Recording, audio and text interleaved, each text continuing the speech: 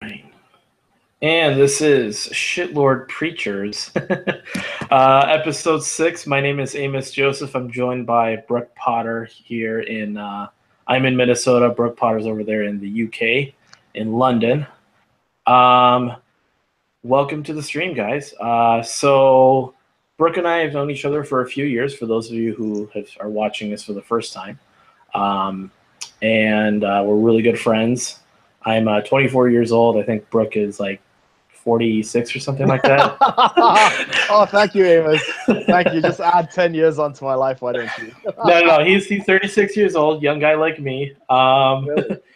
30 is the new 20. Right. So we've known each other a few years. From the title of our stream here, you can tell that we were actually both preachers. We worked in ministry for a few years together, and kind of turn a new leaf. We've kind of taken a lot of what we've observed from ministry, a lot of things we've observed with dealing with working with a lot of people, and it's funny how we see a lot of the same things in politics too. It's funny how it's the dynamics, the words, the trigger words, everything. It's all the same, really. Yeah, when you look at it, the way people, group think, group mentality. How you have to see things from a standpoint of how does this affect the group, or how does it affect individuals, the importance of things like that. So which actually kind of ties into one of the topics. Brook and I were talking a bit just before the stream here, and we're going to kind of talk a little bit about here we are on the other side of our, if you want to call, red pilling, where we've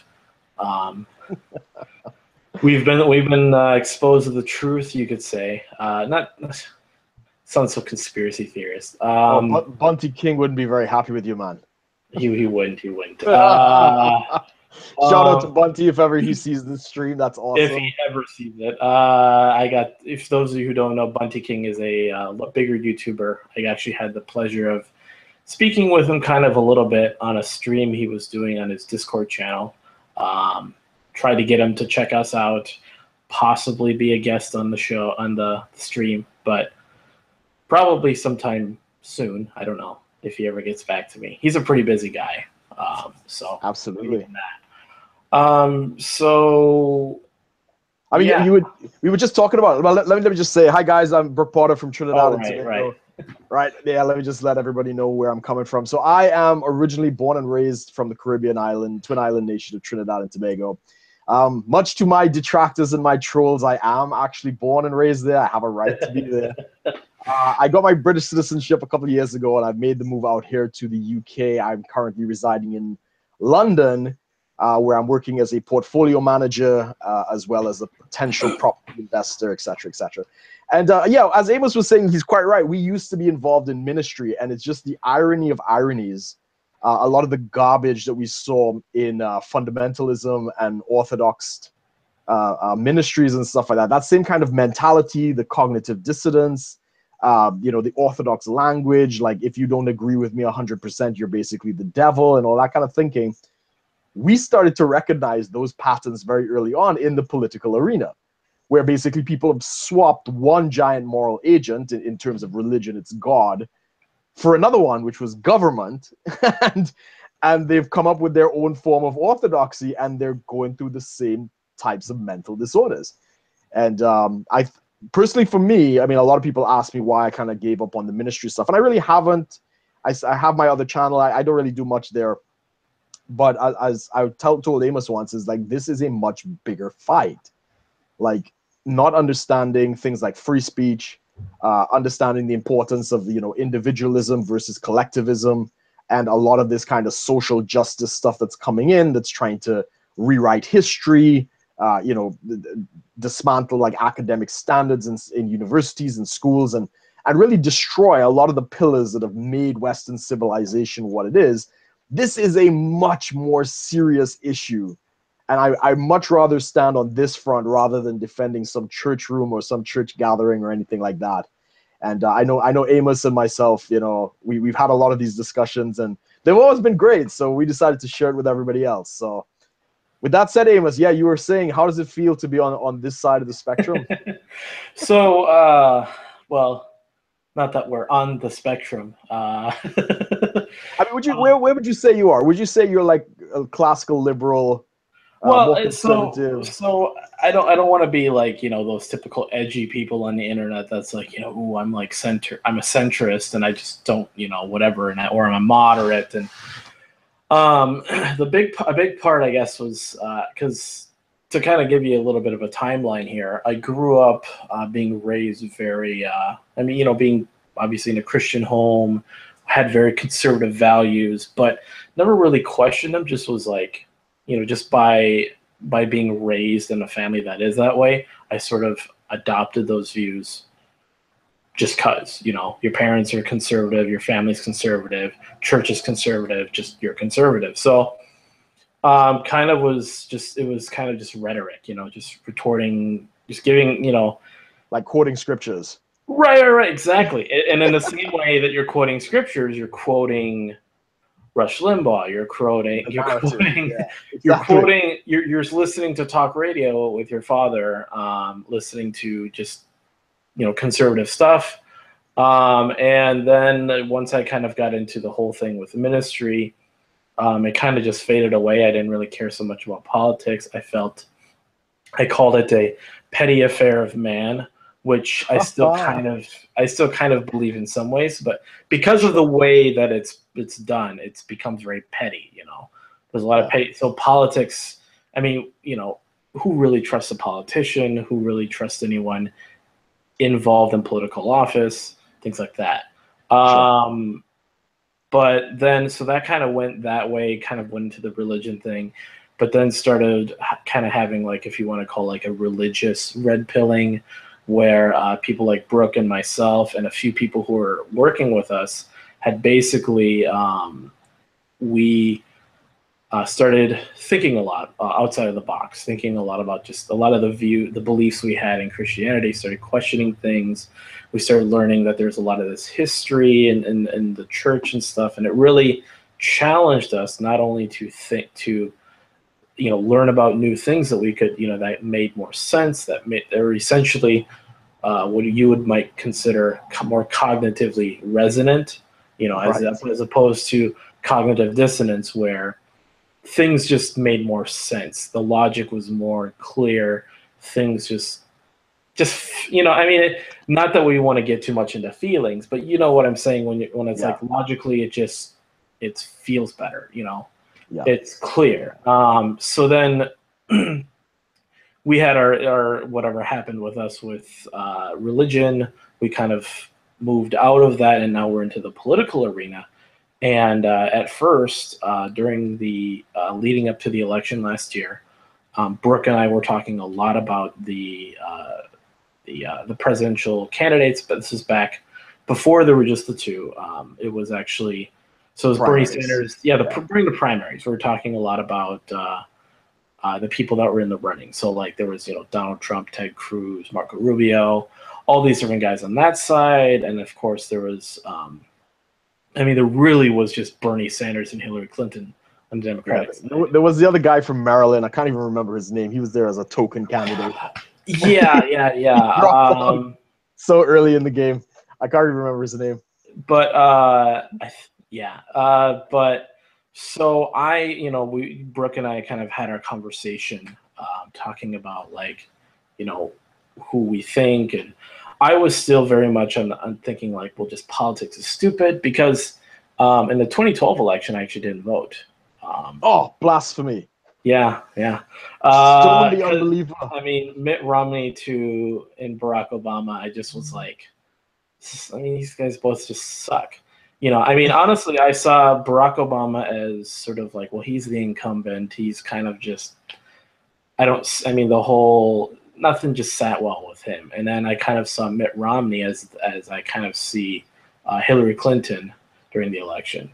Just sort of this big business corruption, kind of just political, professional politician kind of thing. Just very, you know what I'm trying to get at? Yeah, he was corrupt. I mean, the standing joke was, of course, South Park does it all the time, right? Giant douche versus turd sandwich. Yeah. And that's, I mean, even for myself, I was not a big Mitt Romney fan. I didn't like, because he ran twice and I think he lost both times, did he? Or yeah. I can't remember. Yeah. I can't remember. Yeah, but so yeah, I wasn't a big fan of him. Wasn't a big fan of Obama either. I mean, I've always been a little more liberty-minded, more, I'm somewhat conservative, but I think I'm conservative in my personal life, but very libertarian towards other people's views, sort of things. Right. And I didn't like a couple of the things he was doing, but I probably would not have voted as well if I were in your position, just to be fair. Right. So then Brooke and I were talking about this election, and I really just wasn't thinking beyond just the two candidates. I was like, well, Republicans, Democrats, whatever. But I actually kind of brought up to Brooke that I kind of was liking Bernie Sanders, surprisingly. I wasn't saying, then, Brooke and I had, Brooke is really good at challenging my views, started asking me questions. Well, what do you think about this? What do you think about that? Because I was thinking, well, all the free stuff, right? Free shit. Who doesn't love free shit? I mean, he's sitting here, basically, he's against the establishment. He's sort of just, breaking apart, just calling out the system and sticking it to the man kind of attitude. 1%. The 1%. Exactly, the 1%. Sort of piggybacking on the Occupy Wall Street movement, just their ideology, which is interesting too.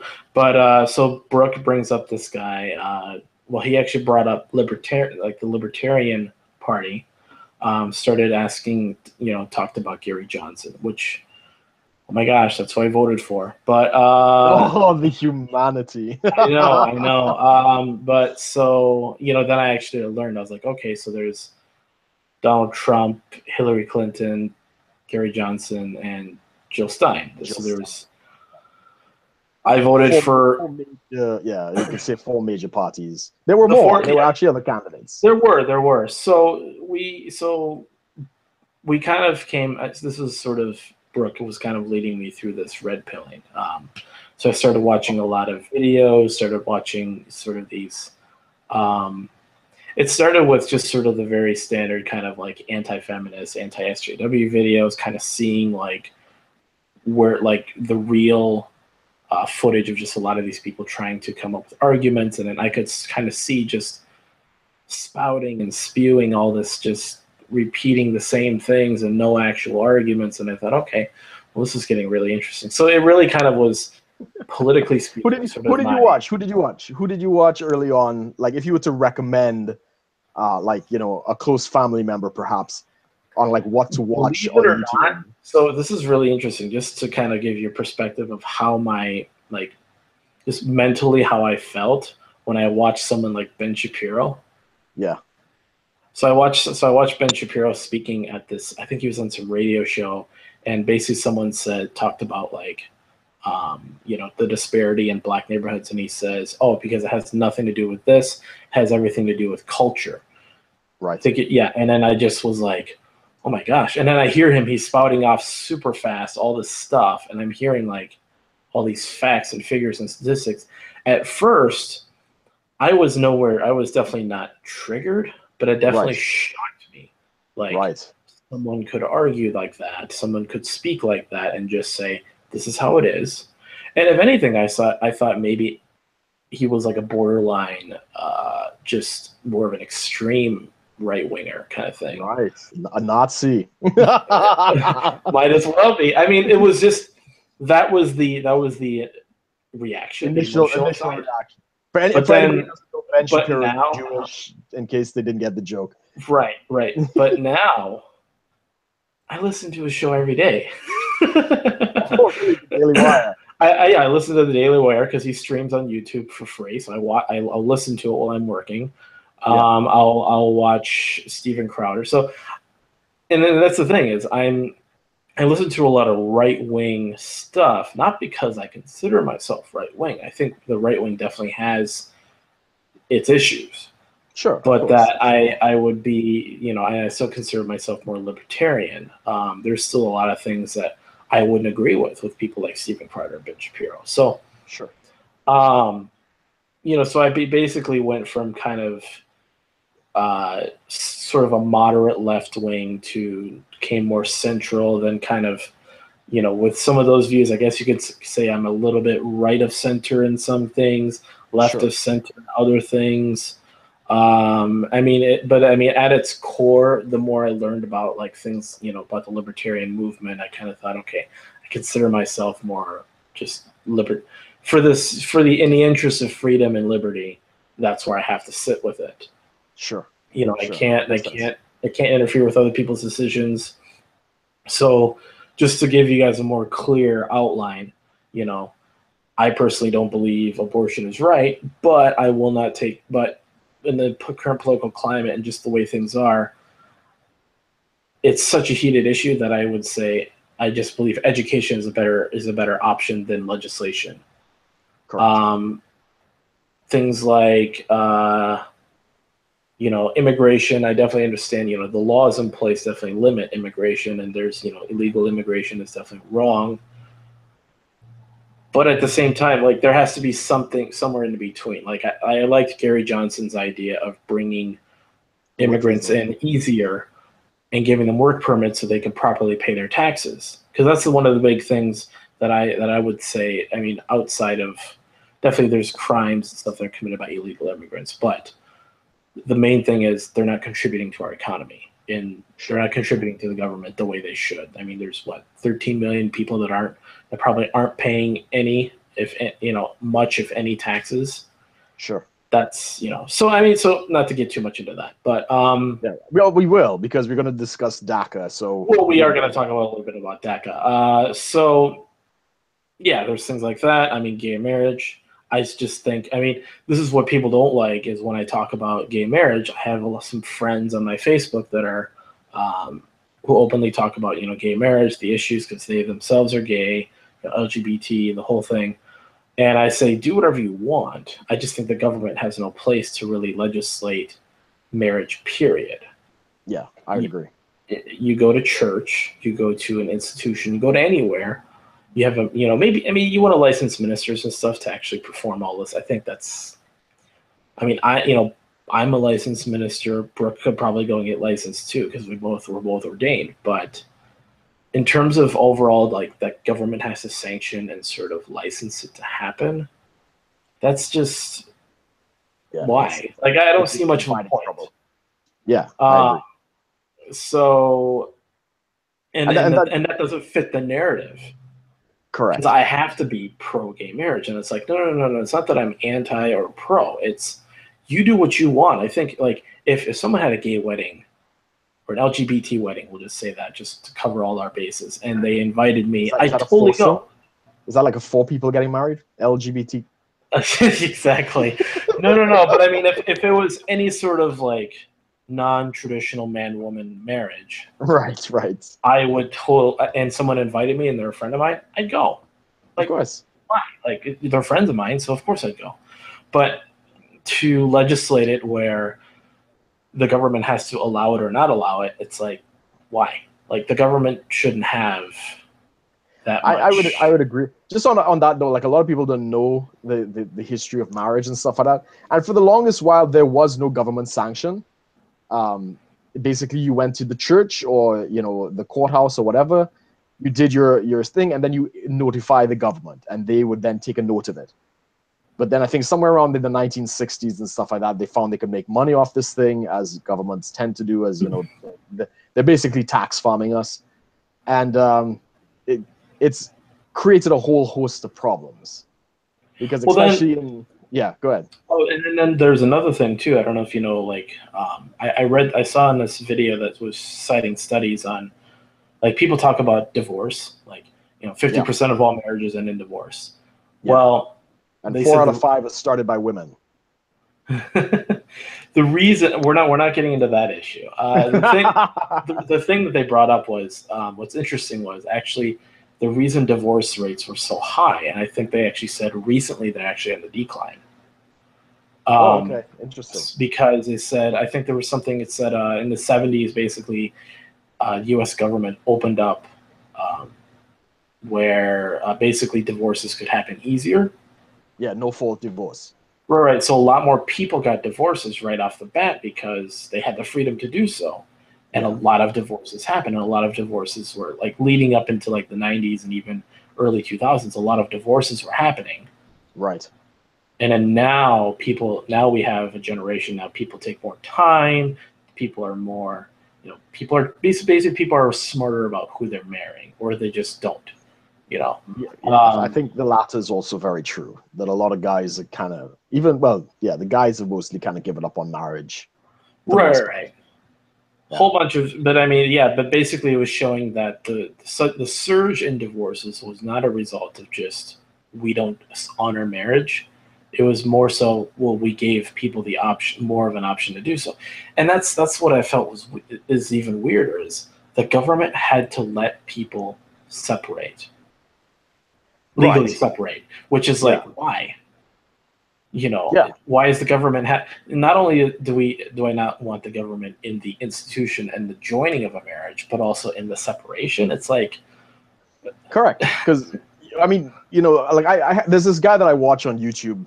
His name is Richard Cooper. He runs this channel called Entrepreneurs in Cars, and he just did a video about if he ever thinks marriage is worth it. Right. And he put out the stats, right? So like you say, 50% of marriages end in divorce. 4 out of 5 times the woman initiates the divorce. If there's any kind of alimony and stuff like that, it's going to go from the man to the woman. If there are any kids, it's probably going to end up with the woman. The man's going to get visitation for his own kids. Right. And he just kind of laid it out like, this is what you do when you invite the government into your marriage. And he said, like, who does this? Like, if you look at the stats, it really looks bad for men. Right. You're basically giving, let's call, because again, kind of with the libertarian idea of government, just the way government is, we consider it to be essentially a gun. So to give what's going on right now with marriages, you have given women the gun. Yeah, in many ways. There's eccentric. Yeah. Right. There's it's a misandrous system. It does favor women, right? So, like I was listening to this other lady. Her name eludes me at the moment. But she did a video with Independent Man, which is a Australian YouTuber. He does like anti-SJW stuff and stuff. I quite like his stuff because he's also a trader. And he was interviewing this lady she's a dating coach for like elderly women and stuff like that. And she says like the number one complaint that she gets from women in their like 40s and 50s is that all of the men that they meet are, like lower status than them. They're poor, they're renting. Some of them, it's not great economic outcome. And she has to explain to them that these men have been divorced and they've been fucked over by their wives. They don't have any money left. Right. Yeah. So, I mean, of course, women in their 40s and 50s who are divorced are much better financially off, at least in most cases, than the men. And I mean, this is what we've created. When we gave women the ability for no-fault divorce, and again, not all men are triggering this divorce. 1 out of 5 guys is doing it. So this is the no-fault divorce is benefiting women. And like you say, when we've empowered women to do this, there's no benefit to the man. I mean, she could leave at any time. She has the opportunity to steal all the man's money and the prizes and everything like that for the marriage. She could get the kids. I mean, there's just nothing in there for men. And I think that's in large part why, guys are kind of checking out, not getting married at all. But Right. So yeah, there's a lot of these things.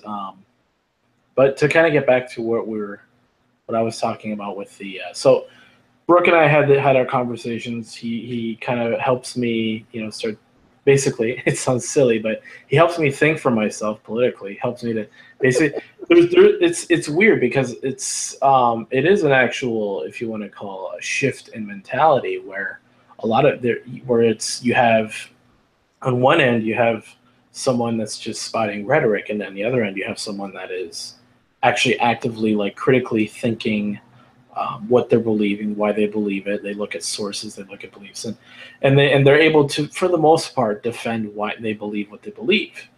Yeah. Just thinking for yourself. It sounds kind of silly, and it sounds kind of like it's just something everyone says, but not a lot of people do it. Not a lot of people really do it. I mean, they feel they do on very basic levels of, okay, well, I'm going to eat this today, I'm going to do that today. But in terms of actual beliefs on things that are on a grander scale, like Brook was kind of mentioning, this is a bigger fight. This affects a lot more people. This is why we're so critical. We have these discussions on free speech, on freedoms, on a lot of these issues, is because it affects a lot of people. It affects a lot of us. I mean, so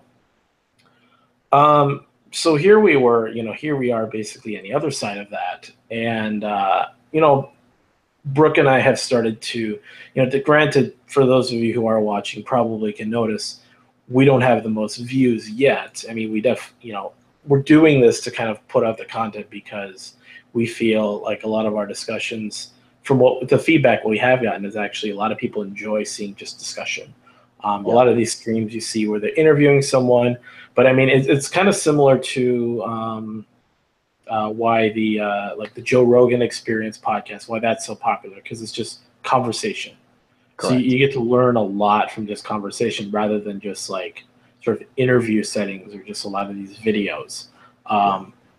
Not to take any value away from those, but that this format is really interesting because people can have conversations and you can hear a lot out of the conversation rather than sort of trying to drive it along a certain path. I mean, we definitely have our agenda here, what we're trying to talk about, but it could go anywhere. So Brook and I have, on our YouTube channel, we're definitely trying to push that, trying to get content out. But personally as well, like Brook and I have been more and more, we've projected more and more of like who we are now and a lot of our political beliefs rather than sort of just the typical, Facebook posts like hanging out. Yeah, Facebook is definitely for personal use, but we're less holding back on on our views that would be considered controversial. Or if someone posts something, I feel I'm this way. I don't know if I've seen much of Brook doing it, but maybe I just don't watch him as closely. But I'll post. I'm more quick to want to post something on people's pages when they post anything from something interesting to something that's I think is absolute bullshit. I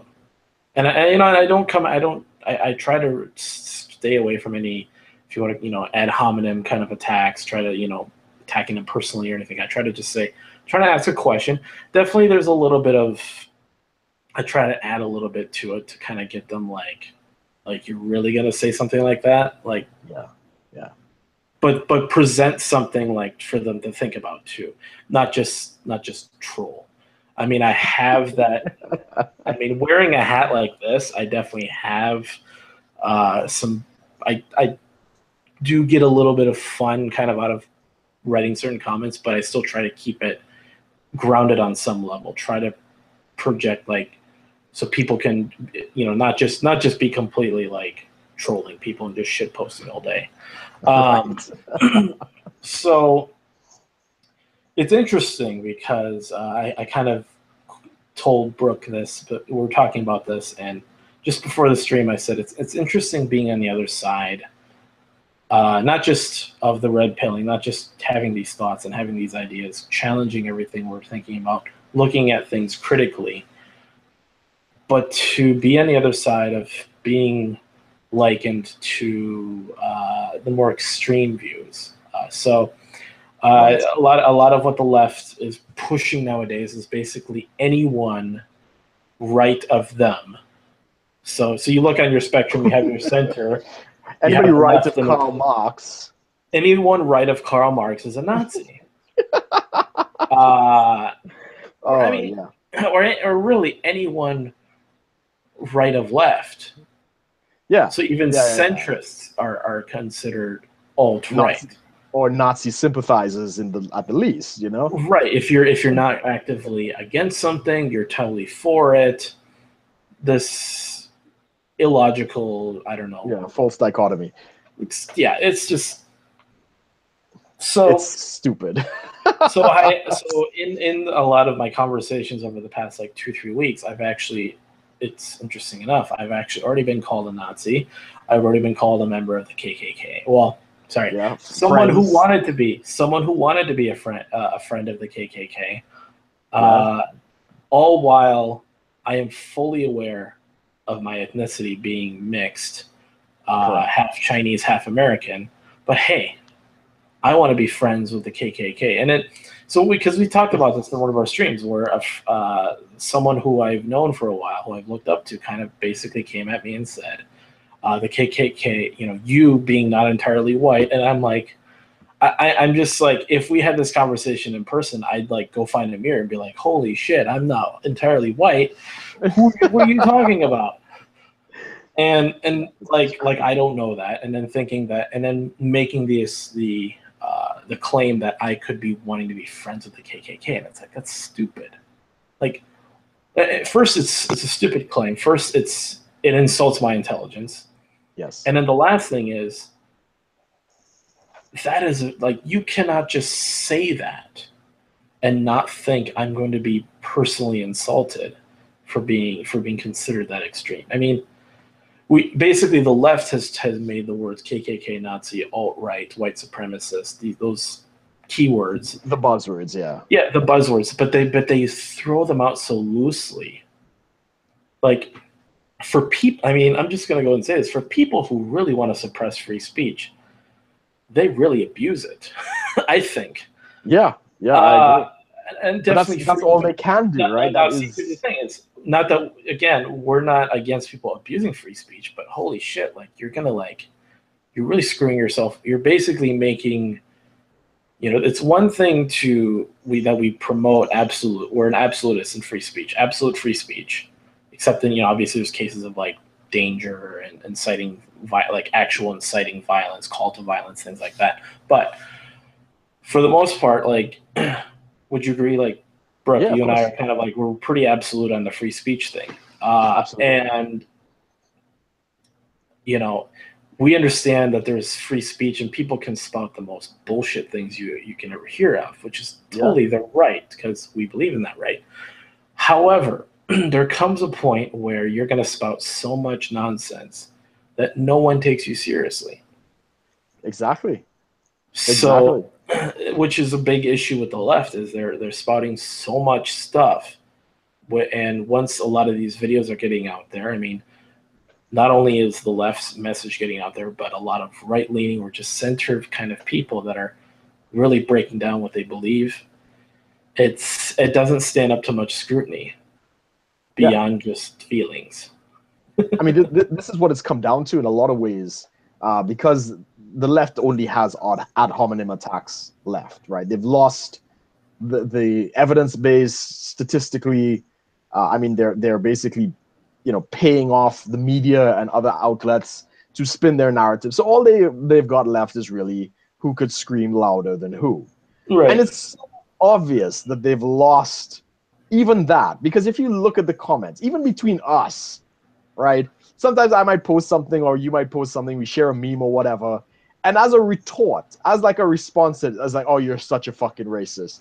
Oh, you're such a fucking bigot," or whatever the case might be. It's become a joke. It's become a fucking punchline. We joke about it now. And it's become, you look at the comment section of any of these types of videos, and you'll see that the words have completely lost meaning. They've just basically become a badge of honor.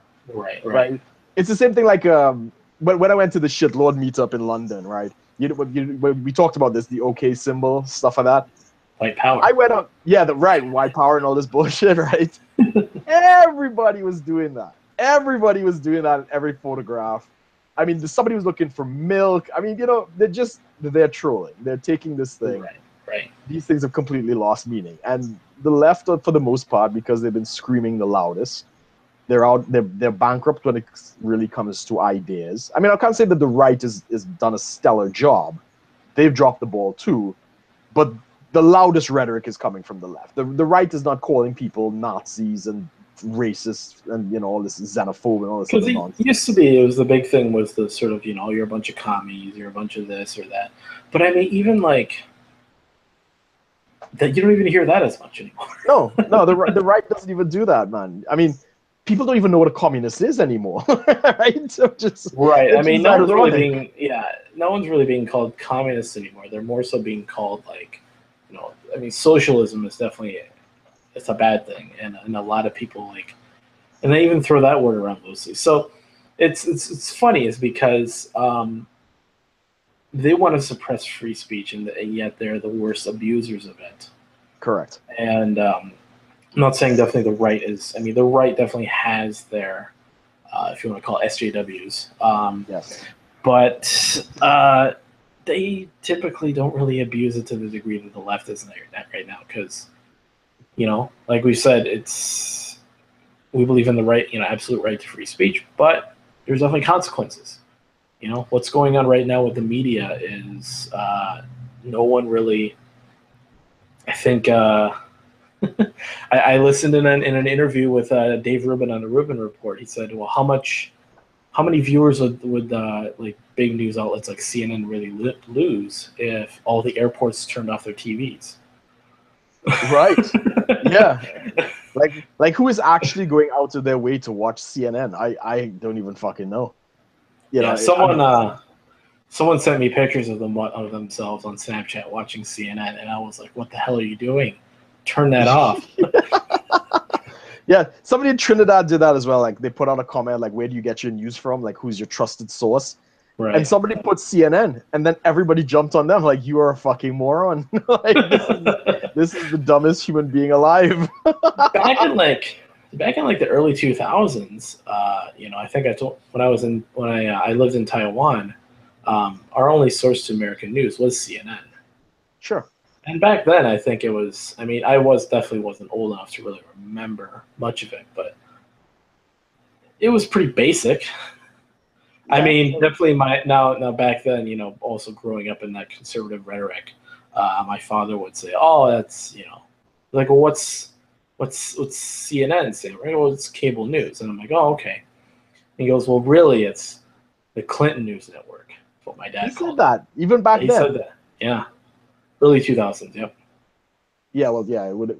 About 2000s would have been Bush, so yeah, it would have come out of the Clinton era. I'm surprised. I'm surprised that was the thinking even back then.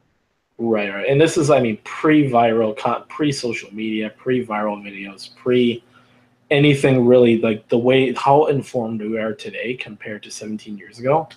Yeah. Holy shit. Yeah, it's night and day. Night and day. Yeah, absolutely. Yeah. But so yeah, I mean, just I told Brook how weird it feels, sort of being in the other side of now. Okay, I've already been called a Nazi. I've already been called a KKK member. Yeah. I mean, and the Nazi thing was by someone in some comment in a mutual friend's link, and then of course there was the person that I know really well that dropped the whole KKK thing. And I've seen a couple things that he's posted, and he kind of threatened if I troll his Facebook again, he's going to unfriend me. And that's and basically he threw in the whole like poll, like, you know, well, you know, we're not going to be friends anymore, and this is going to be really difficult for you to ever come back to that. I'm like, are you fucking serious? Like this is just discourse, you know? Because I made a very because we talked about this in our last year, I made a very low level. I actually didn't try to troll. I just asked a question. Yeah. To kind of clarify some point he was making. But correct. I mean, it doesn't help, right? I mean, like I was telling you before, anybody who watches the comments on my Trinidad and Tobago video, it's probably the most popular video on my channel. And you just read the comments from the people in Trinidad, right? And it's some of the most vile, hateful kinds of stuff. And these people are so wrapped up in their own world that they actually think I care. That, you know, they're calling me all kind of colonialist scum, and, you know, I'm a scumbag and a fraud and whatever. And it's like, I don't even know who you are. Like, why am I even going to take you on? Threatening me, like, don't come back to the country, don't step foot on the soil. And like, who the fuck? I don't even know who the fuck you are. Like, what am I supposed to do? Some lone voice from the ether comes forward with a threat. Right, I'm supposed right, to take this shit on. So I mean, same thing with your friend who's threatening this thing. They so self-involved that they think that they're so important and matter so much that Right, if they befriend you, it's gonna have like psychological damage on your whole persona. Like, give me a fucking break, man.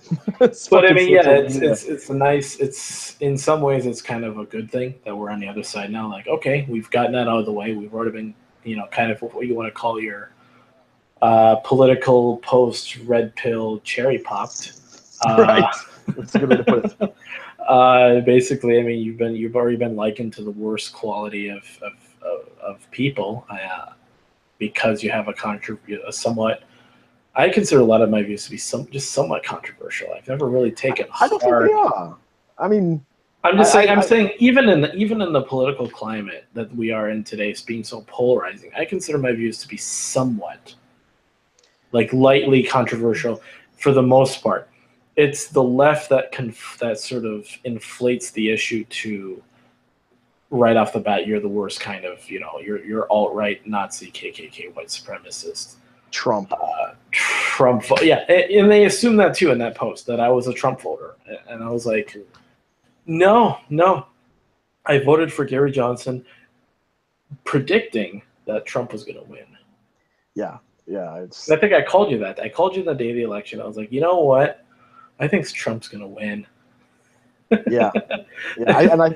I think I said I was hopeful, but I wasn't sure because I mean I was buying into all the polls and stuff like that. Right.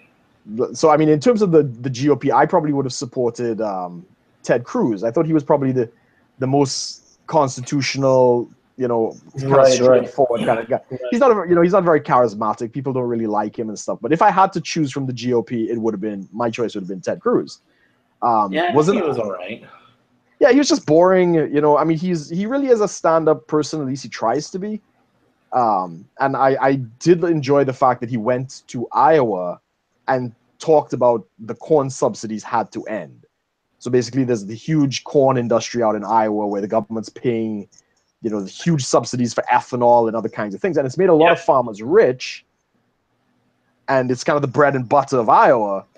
And anybody who goes to Iowa, they have to kind of toe the line. And he went there and he said, no, I'm not doing that. And he actually said... The thing is, I mean, for me being here in Minnesota, the corn subsidies definitely affected us too. What happened was it was jacking up food prices. So anything relating to corn, so chicken, milk, eggs, like anything that was directly...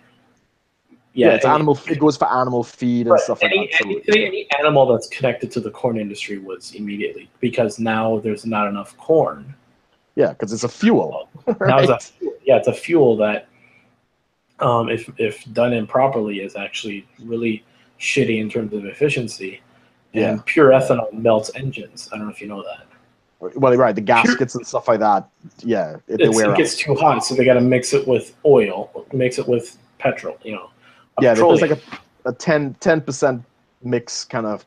Well, 85 is a popular one, so it's 85% ethanol, 15%, or they have E15, so it's like 15% ethanol. So it's just like, what does it really do? You look at the mileage, you look at the economy, how much it actually costs. You actually lose fuel economy. Yeah. But hey, you get a moral boost. Yeah, you virtue signal that you're better than everyone else because right. You put your alcohol in your car. That's great. That's awesome, man. You get an award for that. But so I know we kind of brought in. We actually mentioned a few of the topics, kind of leading into other topics. We're 45 minutes in, and we're still talking about things. Political leanings. So, real quick, I wanted to bring up the whole DACA issue. I know this episode's called DACA DACA DACA because I thought it was just funny because it sounds like the right wingers that are like MAGA MAGA MAGA. Right, China. So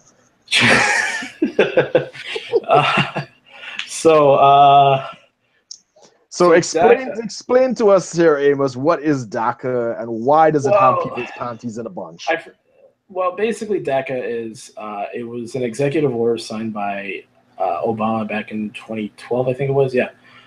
Use his correct name, the Antichrist. The Antichrist from our religious days. For some people who believe that crap. So basically, it was I forgot. It's called the Dreamers Act. No. It was deferred action. Child. Besides the actual acronym, which I don't think really matters, we'll just call it DACA. So DACA was set up in place to actually for illegal immigrants, and what it was supposed to do was to defer deportation. So it wasn't going to basically absolve them of their illegal status, but what it was going to do was basically allow people to have, so basically young, children, usually older children or young adults of illegal immigrants. So basically children who were brought here illegally, giving them, basically deferring the deportation and allowing them to receive work permits. Right. Which was, so this is what it pretty much was, and there were application, there's a whole process. There's a lot of like nitty-gritty details that go into like the time periods, what paperwork they have to file, when that paperwork has to be renewed and stuff like that. But it was basically allowing these children who are now older to remain in the country. Work. Basically stay in the country, not be deported, still to kind of be illegal, but work. Right. Was there a path to citizenship included in that? That's what I wasn't sure about. From what I read, I didn't see much further the path. I just know the big thing was deferring from deportation to give them work permits. Right. So those are the two big things, because that's kind of a lot of what people are talking about. Right. So it was an executive order, which I think can definitely. I mean, it's an issue, because I don't think first off, a president basically reaching around the powers of the legislative branch, reaching around Congress and saying, I'm going to basically break the law, go around it, and allow these people to stay. And I think we should explain what that is, because not everybody understands the American system. So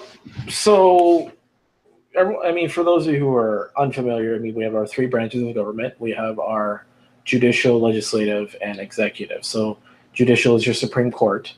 They're the people who enforce the Constitution. No, sorry, they interpret the Constitution and basically the laws. And the laws. In case the other two don't get it. And then the executive is sort of like an enforcement the president's considered the leader. Yeah. But he doesn't have sort of this power that, like, and then there's certain powers he doesn't have because of the legislature. So let's just say a bill, which is a piece of legislation that's not a law yet. A bill comes into Congress, goes between the two houses of Congress, which is the Senate and the House, which comes back, and then it gets signed or vetoed, veto being just rejected by the executive branch. Now, if that law is unconstitutional, the Supreme Court comes in and says, no, can't do that. Okay. So that's how it's supposed to work. So what was DACA? So DACA was a executive order that acted like a law that went around immigration laws. The legislature. Okay. Right. Back in 2012. And that's the first big issue that no one's really touching, is it wasn't even it's not even allowed to exist. So, because I was listening to Ben Shapiro and he was talking about basically DACA has been tied up in courts.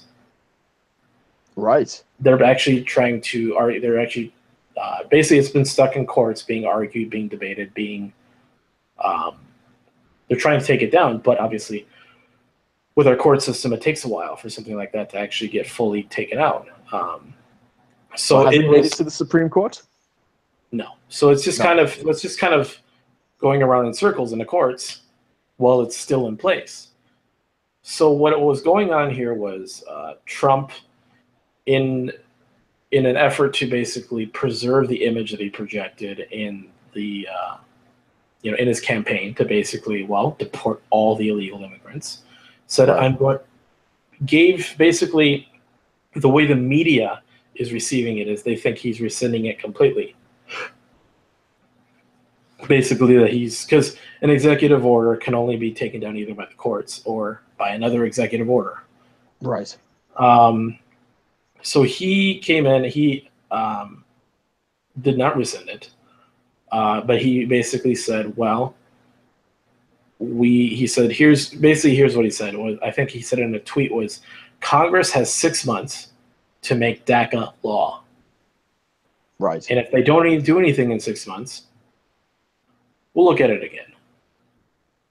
So she hasn't actually done anything then. No. Right. He's just kind of talking about it. He made Jeff Sessions go out and talk about it and say we're gonna take it down. But in reality, he's really just saying is you do something like if you guys really like it, you do something about it. Right. So he's giving it back to the legislature. Right. To do the law properly. Because he could just sign one and just undo it. Just like that. So but he's not doing that. He's not doing that. Is he bargaining? Is this like, I'll give you this so, if you give so me the here's wall? the thing. So here's Ben Shapiro's theory on that was he said, well, he's gonna do that so he can bargain for the wall.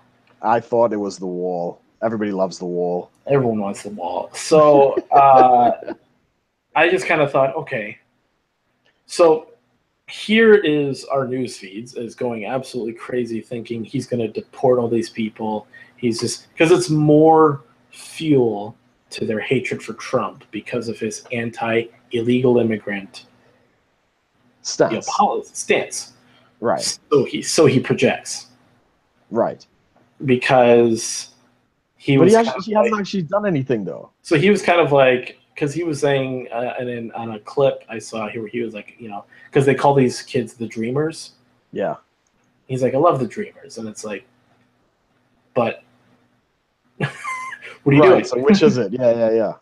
So I heard there was like, I guess Ann Coulter's not liking it because he's not taking a hard stance on his anti-illegal immigrant policies as hard as he sort of projected himself to be, which I think is interesting. Right. I mean, I think from what I can remember, correct me if I'm wrong, I think that's two big issues that he hasn't really taken a hard stance on, that he hasn't really followed through with. So he's got the wall.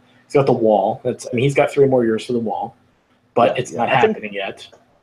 Yeah, the wall. I think the wall will get done though. I think he will get the wall. And then there's this immigrant thing. He hasn't really taken.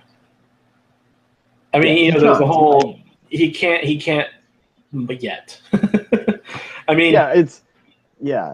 And this is the whole thing is like illegal immigration. Illegal. Yeah, that's the point. This is what a lot of people are not considering. It is very difficult to get U.S. citizenship and stuff like that. So I understand why some people try to cut corners, but there are some people who do it legally. And when you do it legally and you hear about, these illegal immigrants that come there and suddenly they're able to stay in the country, get work and all these other things, and they basically take a job that could have gone to either an American citizen or somebody who had legal status, it does become somewhat controversial in that respect. Oh, yeah. Because they talked about, because here, like you're saying, you have on one hand, let's say you have, I don't know, name someone who, like a country that we get a lot of immigrants from legally. Let's say. Legally, Canada? I don't know. Let's say a Canadian goes through the whole process, and they're sort of on this list to, get citizenship. And here comes DACA and gives a work permit to these illegal immigrants. And then they're both ending up in the same area of the country, and the illegal immigrant gets a job over the guy who's been working his ass off for the past however many years trying to get citizenship. Yeah. So it really is a problem. right? I know people that have been waiting for years, literally like a decade or more, to get their green card, their whatever status changed. If you're outside of the U.S., which is the best kept secret in immigration law, if you're outside the U.S., they're trying to keep you out. Like when I went for my interview to get a U.S. visa on my Trinidad passport, they automatically assume that you are a potential illegal immigrant. That's how they interview you, right? And if you screw up on any question, you're denied, and that denial lasts. Wait, where is this again? In Trinidad. Oh, okay. So I have to apply for what I think it's a B1, B2 visa, which is a tourist business visa, which allows me to enter the country for tourist reasons, business conferences, all of those kinds of things, up to 6 months, and then I have to leave. So the policy of the embassy is to treat every applicant as a potential illegal immigrant. So they're trying to find reasons to keep you out. They're not trying to find reasons to let you in. But the best kept secret in immigration law is once you're in the country, they treat you like they have to deal with you now. So like if I were to try, like we have a mutual friend who got married. Actually, we got two friends recently that got married. One did the application from outside the country. The other one did the application from within the country. And the one that did it internally, right? That's our European friend that's living up in the north right now, right? Who has his own parking space, right? Yeah. So, I think he's from Europe, but he lived in Canada, something like that. Anyway, so he was in the US when he got married. Yeah. And he had to do the whole thing, the blood test, the health information, all this kind of tralala. And from the time of application to his green card, I think was 6 to 8 months or something like that. Mm-hmm. And then we had our other friend who did it from outside the US, where he had to get a fiance visa and come across and do that whole process and everything else. And it took him over a year. I don't know what the final count was when he finally got like his green card or whatever. Right. No, I get that. Yeah. So of course the whole debate comes down to everyone was trying to make it about feelings, and there was someone on my Facebook that actually said because there's this, we kind of knew about this too, the whole America is a Christian nation and stuff like that. I said, well, if America was truly a Christian nation, its borders would never be shut. And I'm like, that's a dumb idea. I'm like, I'm not going to touch that.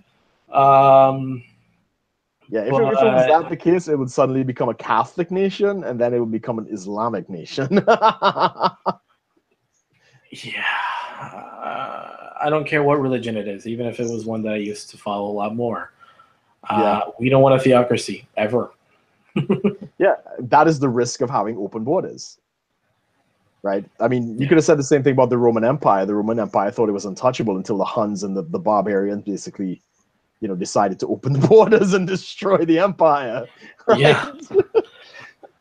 There's something to be said. This is going to be really controversial. There's something to be said about racially homogenous countries. Yes, there is.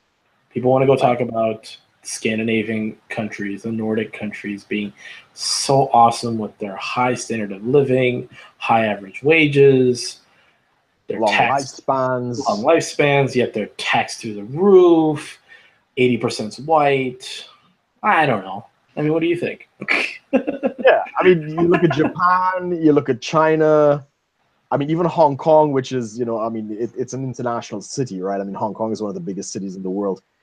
But they're very determined to keep it very much a Chinese city. They're not interested in like a multicultural, right? Sort of thing. Even the fictional nation of Wakanda. Yeah, I mean, Wakanda is very nationalistic.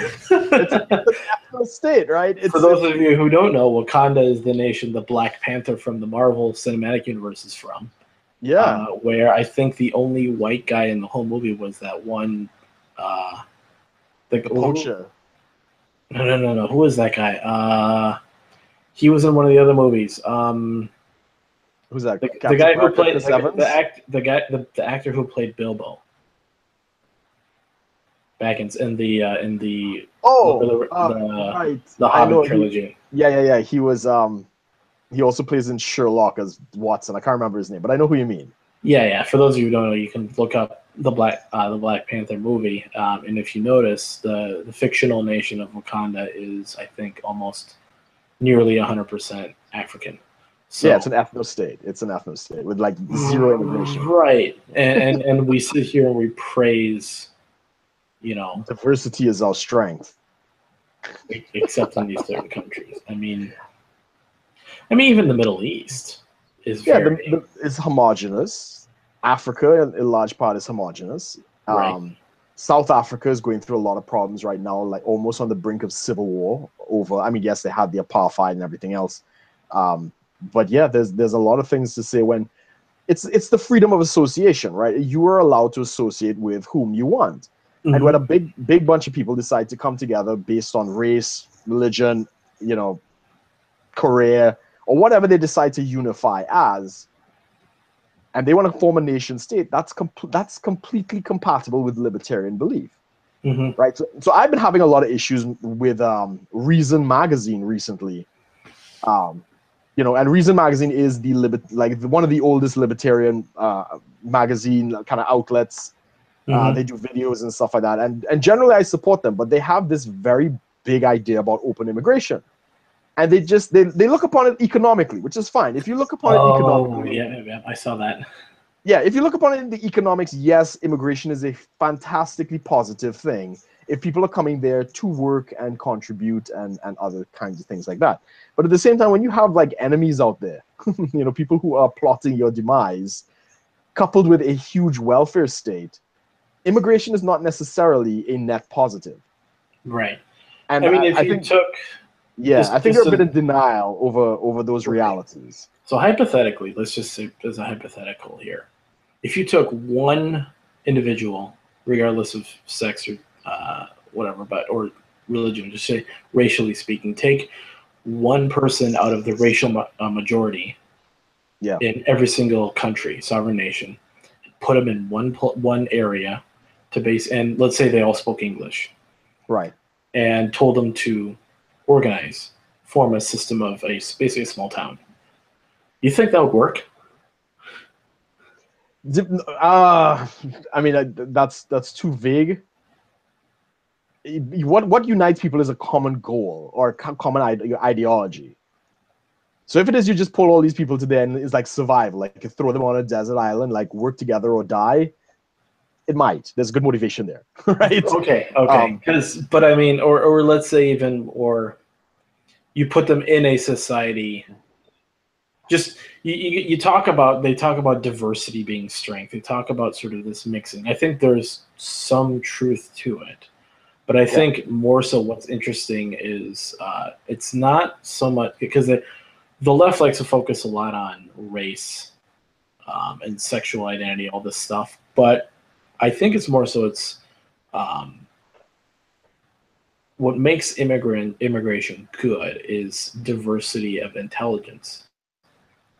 Diversity of ideas. Diversity of ideas, diversity of intelligence. Yeah. So what you have is, they talk about how we had all these immigrants come in and they did all this great stuff and, all this innovation. And it's like, right, what do you need for innovation?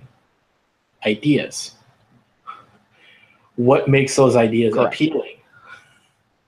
They make the culture that you're in better. They improve on that culture. So if I came in with an idea that did not promote the culture that I'm in, am I really worth anything? Is that really worthwhile? Exactly.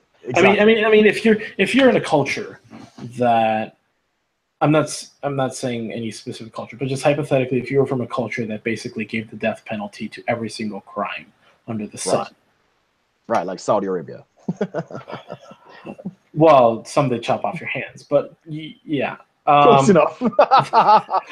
But then you come into a Western country, let's just say a more enlightened Western civilization that has zero death penalty. And you come in and you want to innovate to improve upon that, and you think, well, how about a faster, cleaner, more humane way of executing people? right? And Does that contribute? Yeah, you think that's a contribution, exactly, right? In your worldview, that's a contribution. So it's not. So it's not really about a diversity of race, which I think there's some place for it, but it has to be diversity of ideas that serve the culture you're in, that you're immigrating to. So correct. Like if I mean, that's a very it's what you're saying. Like, so okay, let's say we're getting like right now in Europe, there's a mass amount of migrants coming in and stuff like that. And if somebody comes out here and decides they want to invent a machine that will speed up the process of female genital mutilation, because the West is all about efficiency and robotics, that's not necessarily helping the culture, if you know what I'm saying. Right. So I mean, what I wanted to get on with that was there was actually a study. I think University of Michigan did it a couple of years ago. A very left-leaning professor did a study about diversity, and he found the exact opposite. That if there's too much diversity in a given community, it actually leads to the community's decay. That people don't unite together to like help improve the place, and they give less to charity and all these other things. And he said that the only thing that could actually change that was assimilation. And this goes to the point that you're making, that look, it's not about ethnicity, right? For instance, out here in the UK, there's never really been a racial divide in the UK, right? The Africans came, the Caribbean people came, the Jamaicans, the Turks. I mean, there's a hodgepodge of people that came in mass droves to the UK. And for the large part, it's never been an issue. There's classism in the UK. So there's, the royal class and stuff like that. And then you got the working class, and then you got the lower class. So the UK is more seen in class lines rather than race. But with that said, that's a good example of what it means to have the assimilation aspect of it, where diversity works fine.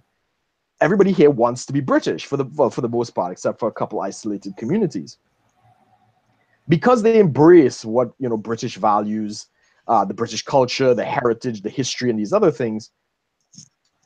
For the most part, the immigration has been fine. But then you get these isolated communities that don't do that. And these are the places, where we get issues that, like, we've seen some of the Islamic terrorism and other things that have taken place. Those are the kind of places where, towns out here are just being fractured and falling apart because, there's no sense of community, and like we're working towards something common, especially when, these groups and so forth are fighting for their own little kind of, their own independence, and they don't want to assimilate. And that is the real problem. I don't think I want to be British, though. It's great, man. All the tea you could eat. Yeah. So yeah, I mean, it's. I mean, it brings us back to what is it? I mean, I've always believed. America is definitely more right-leaning. I think America on the whole is more center-right than it is left. And I think that the Democrats have known this for quite some time, that they're in a losing position just with the demographics. As we see, young people tend to vote Democrat because it's all about the feels. As you get older and you start to pay taxes, you kind of realize this doesn't feel very nice. And some people start thinking for themselves. They start thinking, and then they look at their checks, and they're like, "Wait, yeah, exactly." How much of my money's going away?" Yeah, exactly. And why am I paying for this guy's hip replacement and other things? So they tend to get more conservative as they get older. So I think the Democrats realize that they're in a losing demographic, which is why I think they support mass immigration, because bringing migrants in and then putting them on welfare is the most secure way to secure votes. Well, that's exactly what they do. If you know our mutual friend of ours from Brazil, who he talked about, that's exactly what they do during election time. They'll go to the poor parts of the country. They'll conduct sort of mass sort of. Basically, they deliver a lot of food. They deliver a lot of just stuff. They basically produce welfare. They give a lot of welfare out around election time, and basically put their name on it and politicize it, and they get elected. So there's a lot of corruption that way, because you have a lot of guys staying in power, and they're securing it by essentially I guess you could call it rigging the system in their favor. To be fair, all politicians rig the system to get elected, right? So it's not just Democrats to do that, but the Democrats. But Trump winning, that wasn't rigging. No. Trump winning was a fuck you to the system. That's a whole other system. But yeah, I mean, all politicians do that, right? Once we recognize the incentive, what is the incentive to a politician? You stay in power, right? To bring money back for him and his constituency and all this other stuff. So it's not really about necessarily serving the public. Once in a while we get one of those. But yeah, this becomes the problem that I think in large part the reason why the Democrats are not necessarily dealing with the immigration issues, because that's their voting base. Right. It's the same issues within the Black community, which have kind of moved in tandem with the Democratic Party. And why? I mean, the Black community is one of the biggest recipients of welfare in the United States, right? I'm not saying it's the only one. There are others out there, but I mean, in terms of systematic welfare from generation to generation, it's the Black community. Systemic welfare. What about systemic? Yeah, it's. Just kidding. Well, I mean, there is actually a welfare system, so the word is apt. Yeah. As opposed to a racist system. Yeah, or even as we were talking. You can't point to something or someone and say, that's systemic racism. You could find an incident, but you can't say it's systematic, Just like we were talking before, we actually do have a misandrist system. Yeah, gynocentric. Gynocentric. Yeah. Yeah. I mean, civilization is built on the disposability of men. Right? It's a harsh reality. When the ship is going down, you're on the Titanic, it's women and children first. Unless you identify as a woman. Right, well, that's all going to be complicated now. It's just, all the men also identified as women in their hop. Yeah, I mean, exactly, right? So, I mean, the U.S. government doesn't want to send a bunch of guys on the front line. Sorry, a bunch of girls on the front line to die. They'd much rather take the men. Yeah. And I mean, let's just be real. That is the like the hidden secret of the modern world is men are technically disposable. And yeah, that's what it is. But wow, I'm surprised we actually got through that. So yeah, I mean, so just to kind of wrap up that part of the discussion, because the whole DACA thing, I just had a real problem with the way everyone is handling it, because no one really looked into it. Like, we're all arguing about this thing because it's immigrants and because it's Trump, and we never looked at how did it start? Is it even supposed to happen? Like, the whole issue starts with Obama signed an executive order that usurps, basically he's abusing power as the executive back when he was president. Right. He did a little workaround that was beyond what he's really allowed to do. Yeah. And it hasn't been, and it's been tied up in the courts for so long that it hasn't really stopped anything. So so everyone's more concerned because Trump wants, he's against the dreamers and he's anti-immigrant. It's like, no, I think he's quite pro-legal immigration. I mean, look at his wife. Correct. Since we were talking about her shoes last week.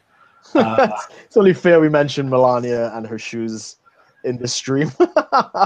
Which, interesting enough, for those of you who may be interested, try to find the person who wrote the article about Melania's shoes. It's a very interesting person indeed. Oh, really? Well, she has purple hair. No, I sent you a picture of that person. Oh yes, you did. Yes, you did. Now I remember. That's very. I don't think we could grace our stream with such hideousness. Such Darwinian nightmares. So yeah, I mean. So you think the major issue with the DACA thing is how it was implemented? Yeah, it was implemented. So right. if Trump rescinds it, we're back. It goes back to Congress, right? It goes back to Congress. So then, and it's the same thing I see with a lot of these laws. So then Trump wants to, he wants to repeal Obamacare. Oh my gosh, such a horrible person. You know, like, I don't know if you've probably seen Reason. Reason magazine did their video. There is parodying basically Elizabeth Warren talking about Trump actually wants to kill people when he talks about repealing Obamacare. I don't think I saw that one, no. So they did this thing. They were like, so they basically played Elizabeth Warren in the House, basically arguing, this man actually wants, these are American lives that we're actually sacrificing when we take away these Medicare and all this stuff, and then it cuts to the song of these guys dressed differently. They're supposed to be different congressmen, and they said, we want the speed limit to be 5 miles an hour because car crashes kill this many people every year. And if you don't believe in this bill, you want people to die. Right. Brilliant. And then it said, we're introducing where auto industry has to bring in a 4-point seatbelt system. And if you don't agree with this bill, you want people to die. It was basically, they were saying, you want people to die. Like, it was singing that. And these ridiculous bills. And I thought it was hilarious because it just goes to show that basically a lot of these arguments bring down to you want people to die. You want to take people away from our great country. You want to kick people out. You don't want to be welcoming. You don't want to be a good neighbor. And it's like, I look at it basically as just Affordable Health Care Act was not a thing for quite a while. And there was healthcare even before Obamacare. Oh, who would have thought? Oh, but all these people don't have healthcare. Yeah, they didn't have healthcare, but it's not like millions of people were dying every day without healthcare. Now that we gave more people healthcare, we're taking that away. That's the issue now, is because now we created a dependence. Yeah. The pre-existing condition argument it's a real issue. Yeah, so and they're like, all of them are on it. Yeah, it's all based on feelings, and it's all based upon this is how it is. So we got to keep it that way. And it's like no. It shouldn't have started in the first place. Agreed. Just the same thing. DACA shouldn't have been a thing. Affordable healthcare shouldn't have been a thing. All these things are basically social engineering, political engineering, however you want to call it, that's messing with our system. People think, well, we just have to keep progressing. We have to keep adding more. The government needs to do more, which completely goes against what I've started, come to believe is that government just cannot get involved. It makes things worse. The more government is involved in something, the more things suck. Pretty much. I couldn't have said it better myself. I was actually thinking the other day, I was like, I wonder what would happen if someone like if a city privatized their roads. Right. So I don't know. You probably start privatizing certain utilities. Yeah. Things that the government provides, roads. And roads. No, there's obviously more than that, because that's always the argument against libertarianism. The libertarian idea of less government. Well, who's going to watch the roads? Gee, I don't know. I thought all those workers out there were completely government. They're contractors. They're not government workers. Correct. They could work for anybody. It just happens to be they work for the state. Yeah. So what if you privatize them? What if you created a company that tolled the roads instead of taxing for the roads? Probably be a lot easier to run and probably a lot more efficient too. Yeah, could be.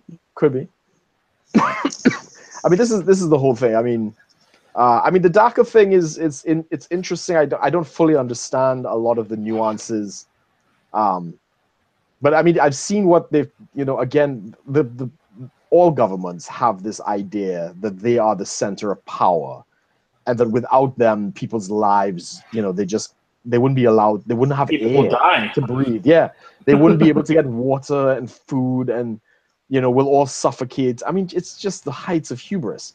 So when I hear these things about like, oh well, if we withdraw this thing, it's going to be the end of the world. It's going to be the apocalypse ×2. It's literally Hitler gassing the Jews. I mean, it's always a fucking calamity.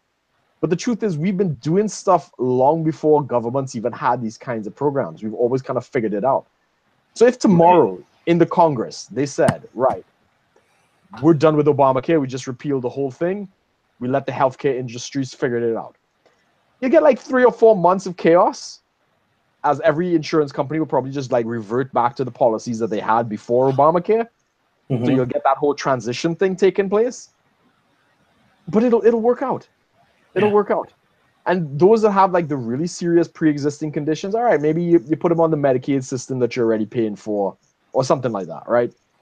But generally speaking, when you give people the opportunity, they're going to find a way. Doctors still want to practice medicine. And they'll practice medicine if they just have to take cash.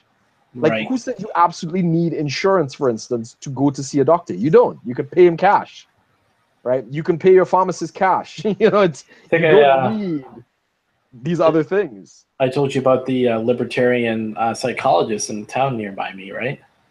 No, I don't think I heard about that. There's a libertarian psychologist in a town near me. He was on the libertarian website as a psychologist because he was running for office. But I looked him up, and it took a bit to dig because, I mean, something like that is probably not the most, it's not mainstream, so it's not popular enough to actually get any attention. But he does just cash between him and his clients. Now, he is not taking any more patients because he probably has too many. Right. It's good. He's probably doing just fine just by himself. But it's interesting because he actually runs a private practice with cash. Yeah. So it can work. It's just, I mean, have you ever thought about it? Like, I don't know if you've ever been in a hospital or a doctor's office or something like that, but that's one of the few places in the world where you actually don't see the prices of what it is that you want. I mean, have you ever noticed that? You go to a restaurant, you go anywhere else. Oh, you can't. Yeah, that's right. That's right. There was, Shapiro talked about that. He basically said how it's like you can never figure out how much the price of anything is because the hospital will always tell you, even if you ask them, they'll say, no, we got to go through your insurance company. Yeah, of course. And then it's not till after everything is said and done that you're told, okay, here's your bill. And then it tells you what everything costs. Correct. And it said what's covered, what's not covered, what you have to pay, what you don't have to pay. And then, or if you have a really good healthcare plan, it's all free. It's all paid for under your insurance. By insurance. Yeah. But you cannot, like, they don't just have a list, like, X-ray this much, flu shot this much. Like, well, flu shot you can get at a pharmacy, but I mean, just you're exactly right. So 1 hour standard doctor visit with diagnosis this much. Correct. I mean, that's how it. I mean, we don't have that in Trinidad per se, but like when I go to the doctor's office, it's a standard visit is like $100 TT. Like I just know that, right? You go there, you pay the guy $100. I mean, you can stay as long as you need to, but he, obviously he wants to get more patients in for the day to make more money. So he's cycling you through. But yeah, this a simple thing like putting prices up and being like, okay, X-rays cost this, then people could budget. Right. People could actually be like, okay, well, I need this done, I need this done. The only place that takes place, the only place that actually does that is plastic surgery. Like you go in for a consultation for plastic surgery and they'll give you the price up front. The consultation is free, then you get the price. And guess what's been happening to the prices in plastic surgery like over the last 30 years? It's just been coming down. Right. It's just been getting cheaper and cheaper, and the procedures of advancements are happening all the time. Just like LASIK, which is the eye surgery and stuff like that, unregulated. It's the same thing. LASIK surgery is getting cheaper and cheaper. Now they have like home systems that you could do in your own house. So yeah, we need more of that. I mean, especially out here in the UK. Like, I mean, as you know, the healthcare system out here is a complete disaster. I'm actually making my way back to Trinidad and Tobago for like a couple weeks to see about my mom and stuff like that. And while I'm out there, I'm going to go to the private hospital and do like all my checkups because I can't even fucking see a doctor out here. It's just ridiculous. Right. Thank God I haven't been to a doctor in a while. Yeah, it's good. It's good. I mean, I never thought I'd end up in a hospital or anything like that. I did it twice last year. But this is the thing. So even with the you know, I mean, the immigration thing requires government resources. So DACA, if there is deportations and stuff like that, there, you know, there's work that has to be done. And then I hear these agencies are fighting with mayors and governors of different states that don't want to let the immigration officers into their cities, and it's just a lot of political nonsense. So I'm hopeful Trump will, you know, put the squeeze to it and really kind of come up with a the buzzword is comprehensive immigration reform, whatever the fuck that is. But you guys need it. I mean, I think what I would want done is kind of in the direction of what Gary Johnson is, just put them through a process where they can get a work permit and where they're required to pay the same taxes as everyone else. I think, and then now, I mean, yeah, this is where it's kind of like, you know, where I'm kind of not quite with the left or the right is, I think we could give them a path to citizenship, but they still have to go down that path. You know what I'm saying? Yeah, like put them at the back of the line kind of thing. Right. It's like, okay, so there's what, 13 million illegal immigrants. Okay, if you're going to start the process, we'll tell you where you need to go, what paperwork you have to do. You're going to wait just like everyone else. We'll give you work permits to kind of get you started. We'll try to expedite that process, but you're going to pay taxes just like everyone else. You're going to be documented. Yeah, I would agree with that. We're going to document you. We're going to keep, not like keep an eye on you, like more like surveillance or anything, but you're on the grid now. Yeah. You want to be here. You're on the grid. You're going to pay taxes just like every one of us, because what's really an issue, what makes it so lucrative to be an illegal immigrant in this country is you can be tax-free. Basically. Basically, yeah. I saw this video Steven Crowder did where he basically did the math on some of the work that they do. People will go out and, they'll go pick up illegal immigrants. They'll pay them a certain amount of money, which is very reasonable. However, it's tax-free. Correct. That's the difference. And tax-free, some of them are receiving probably benefits. Even, and then they don't have to pay, and then they're not subject to this insurance issue too, because they're not on the grid. Yeah. So they don't have to worry about Obamacare and these other things. Right. So it's you're living. I mean, they're essentially living a libertarian's dream, but I don't know that's the right way to put it, but I understand what you're saying. But it's done illegally, so yeah. You know, I'm just saying. yeah. I mean that is.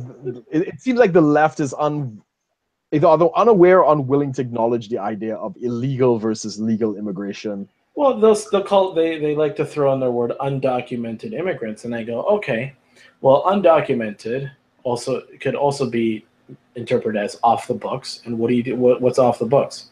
Illegal stuff. Right. So it's still illegal. Yeah. So I mean, it's fucking double speak, man. It's right out of the Orwellian playbook of 1984. You know, so they use these nice soft terms so that people don't get, you know, all upset with it. But it is illegal immigration, right? Every person on the DACA program is technically an illegal immigrant. They're criminal. Right. They enter the country illegally, or they've overstayed their visa, or whatever the case might be. You are, you know, breaking the law. And to somehow sympathize greatly with that when you have other people who are going through the system, spending years waiting, costing them a fortune. I don't know. You don't get a lot of sympathy from me. You know, I mean, I empathize with the kids and stuff like that. It's tough, but you've got to either enforce the law or not. Either you're a constitutional democracy and this is how it's done, or, you know, it's just anarchy and people do whatever they want. All right. So, been almost an hour and a half. Already? Wow, that's pretty good. Yeah. Real quick, I guess, to kind of sum up, we'll do this in about 10 minutes here. Something I was really thinking about, which is really interesting, is you can give your thoughts on it, as I think there's the way the left and the right kind of debate issues. So I'm seeing a lot of, any issue that comes up, what surprises me is how the left sort of conflates issues. Basically just throwing it all into one big issue. And it kind of tied into when we kind of mentioned Ted Cruz. We talked a little bit about, even last week, we talked about the Hurricane Harvey, all this stuff. Just real quick, and it's because mainstream media or left-leaning, usually mainstream media or even just the left in general, tends to conflate issues when it comes to a lot of the controversial issues. So, for example, abortion is a feminist issue. It's a reproductive justice issue. I don't know why every issue they have has to throw in the word justice. Reproductive justice, environmental justice, racial justice, social justice, political. It's intersectionality, which is like intersectional justice. That's. And what's interesting is intersectionality is essentially defines how they perceive issues. They conflate everything is just one big issue. So what happens is you cannot talk about any issue solely on its own when you talk to the left. Correct.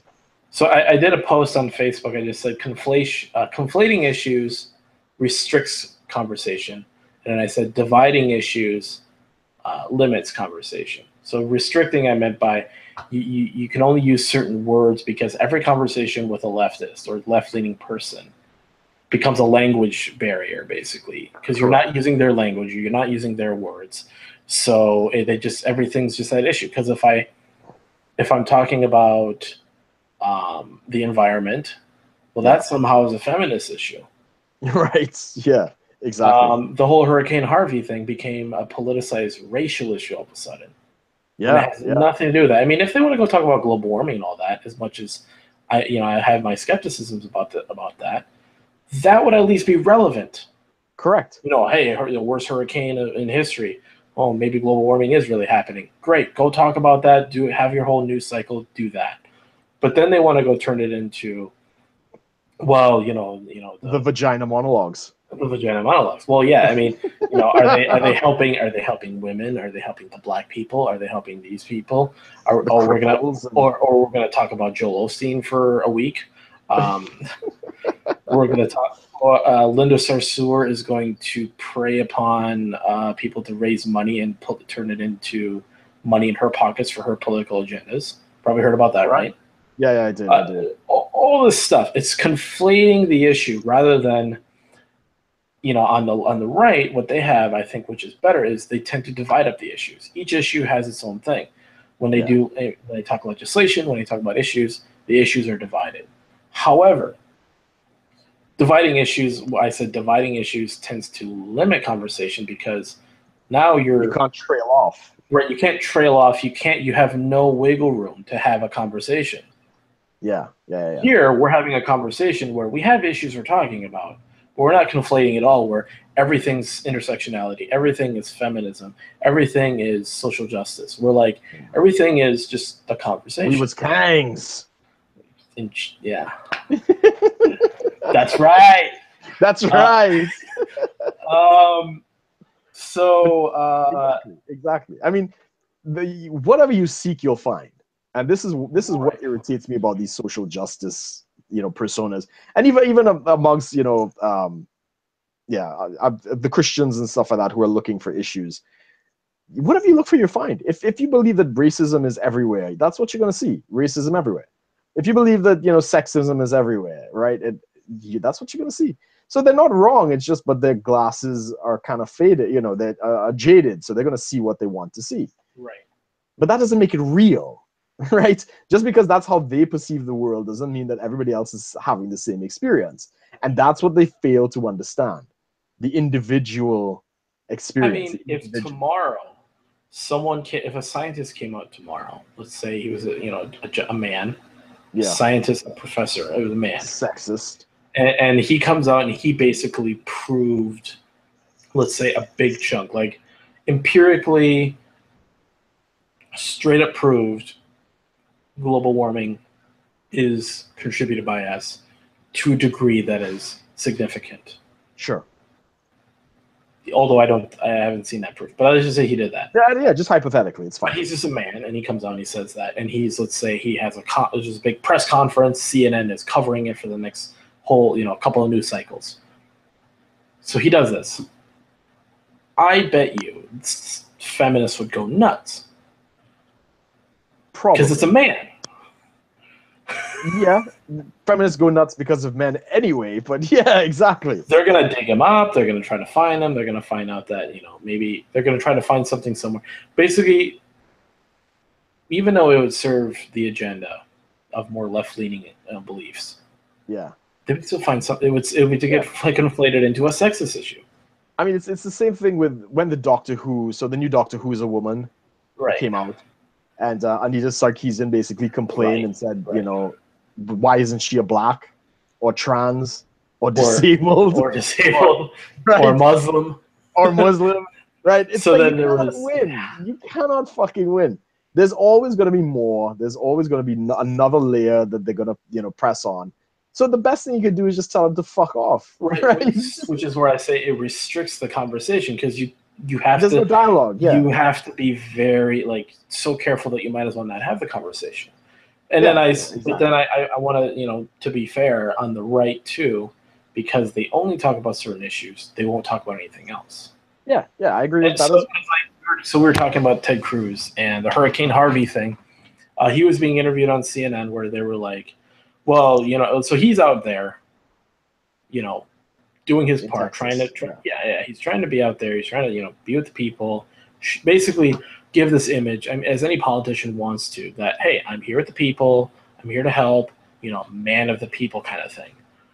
Every politician has done that. It's just politician's playbook. You got to do that. So he does that. And CNN tries to spin it. I mean, I saw him. He was in a raincoat. I mean, he's not No, he was really doing it. He's not in a suit in some room sitting there all comfy and stuff. No, he's in there. And CNN's and he's sitting there I'm here for the people. We're doing whatever we can to help people. He's probably using something of his political influence to probably direct funds for the relief efforts, all that stuff. CNN turns around and says, well, you voted on this bill. No, you did something with this law. Basically, you were against this hurricane relief thing. Yeah. And then they try to spin it on him, and he goes, hold on. You don't know what's going on. So in the same way that the way the left conflates issues, this bill, he said, was full of so much pork that he could not vote for. He could not allow it to go through. Yeah. There was so much other stuff surrounding it. So for those of you who maybe don't know, pork is basically for example, you hear about these bills, these laws that have hundreds and possibly thousands, over 1,000 pages. Yeah. For something so simple. Why is that? It's because when it goes through all these committees, enough people from probably both parties are stuffing in these agendas. They're stuffing in these little laws that are that they want on top of the main issue. So, affordable care projects and right. It's funding for roads. The main law is Affordable Care Act. But we're going to throw in a little something here about gun control, a little something here about this bridge we want to build, a little something here about that park we want to restore, a little something here for that political project, just all this stuff. So he, being the right, we tend to look at things and go, okay, is this serving the greater purpose of this issue, or is there a bunch of crap around it? That's the divide between the left and the right. Correct. You have the left that makes everything into one, but then they'll make it about one issue when it serves their purpose. Well, if you're against this, you want people to die, you're sexist, whatever. And then on the right, you see them, they go, we can't do this if it has all this other stuff. So that's sort of, whereas in the middle, you need to have a conversation and be more comprehensive in the way you go about issues, I think. So no, I agree. Yeah, I've seen that. And again, because it's amazing how clueless the mainstream media is about legislation and all this other stuff. But you can tell all they've ever done when it comes to these laws is just read the briefs and the summaries. But yeah, anybody who's actually been involved in the political process knows that it's never as simple as that. It's never as simple as we're just passing this, right? Right, There's and all I this think, other gunk. But I mean, even political news, though, they know. Some do. A lot of these reporters and stuff like that, they think they got these gotcha questions, and they're just fucking clueless. I've heard that they, for the most part, they have to know. I mean, even like for me in high school, government class, we had to learn about some of this stuff. But I mean, some of them have to know to some degree for how much experience they have. But I think that maybe they choose to ignore that to serve some sort of to basically get some sort of political currency. Yeah, I wouldn't doubt that either. I mean, it's like, no, we're trying to smear Ted Cruz on live TV, even though he's in the rain and the raincoat actually being there. We're going to turn it into, you're against this hurricane relief thing. And he's like, I don't know. I mean, I'm not claiming to read minds, but I mean, if it were me, I'd be like, fuck you. I'm actually here doing this. Yeah. And he responded. I think I saw the clip. He responded very well. I thought he spoke, correctly. Yeah. Probably calling him out like, this is about the people here. We're not here talking about all this other stuff. We heard about all this. If you look at some alternative news sources, you hear about a lot of the unity that took place in the midst of all that crisis. Right. And then you hear all these other news outlets, mainstream news outlets, or big left-leaning news outlets that have a lot of views that are basically trying to politicize everything. Well, is Trump really responding to the blacks, or is he responding to minorities, or Melania's shoes, or exactly. I knew it was coming. It's just, you got to spin it as much as you can, because you got to distract people from all the good that's actually happening. Correct. So correct. Yeah, that is, the spin machines are in full swing. There's no question about it. So like, even with the DACA thing, they're spinning it like it's little kids, right? It's little kids that are out there just trying to make a way and all this other kinds of stuff. But the dreamers, the dreamers. Who doesn't love dreamers? Everybody's got a dream. Oh my God, that's butterflies and shit. But I mean, seriously, the fact is, yes, it's unfortunate that their parents dragged them into this thing, but they are in fact trespassing, right? They are not there with permission. I mean, you hear about cases. I'm not likening, definitely not likening these illegal immigrants to any killers. Definitely there are some, but there's a reason that even though it's a child that's holding a gun and accidentally shoots someone in the family, they still get in trouble. Yeah, it's accidental homicide or whatever. I think for you guys is murder 2 or whatever they call it. Yeah. It doesn't matter. But it's a child and they didn't know. It's like, we understand, but a crime's still a crime, and laws work. The law is not there, right, to praise you for your good. So it's great that you're a child. It's great that you got an education. Shouldn't you just be grateful that you got an American education paid for by the taxpayers or whoever? Now go back home. Like, that spot in the college could have gone to an American, right? Yeah. Who's actually there paying their taxes. Yeah. But, as I say, that's what the left does. They put forward all of this propaganda, the narrative, and whatever, and they completely leave out the pertinent facts, like they're trespassing, they're illegal, they're draining state resources, they're taking the place of American citizens, either in jobs, in college, in whatever capacity. It's a tough situation, but either you rule by law or not, and that's what it comes down to. Well, we actually went a little over on time today, but that's all right, man. I think we did all right there. Awesome. So, yeah, thanks everyone for joining us today.